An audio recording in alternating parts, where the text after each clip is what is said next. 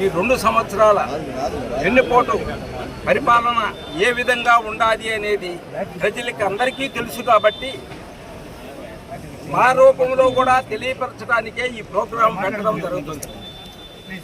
ఈ వెన్నుపోటు కార్యక్రమంలో ఏ విధంగా జరిగింది అనే దానికి చంద్రబాబు నాయుడు ఎలక్షన్లకు ముందు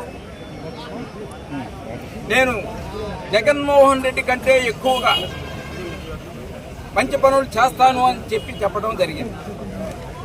చెప్పిన రోజు నుంచి ఆయన మోసపు మాటలతోనే జరిపిస్తూ ఉన్నాడు. ఈ విధంగా దగా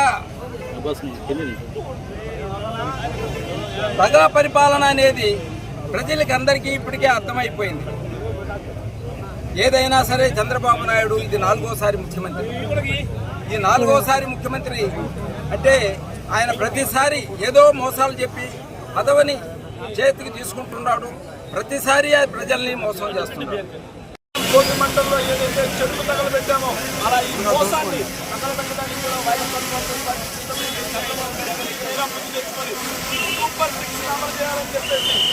ఇచ్చిన మాట తప్పితే ఓటు వేయొద్దని చెప్పిన దమ్మున్నడు జగను.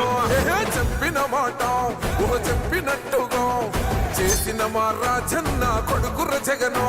ఏ కష్టం రావద్దని పేద గుండెకు ప్రతి పథకం పంపిండుర గడప గడపకు. పులి గడపలో పులి పుట్టినట్టే పుట్టిండురా. జెండలు జత కట్టడమే మీ ఎజెండా, జనగుండల గుడి కట్టడమే జగను ఎజెండా.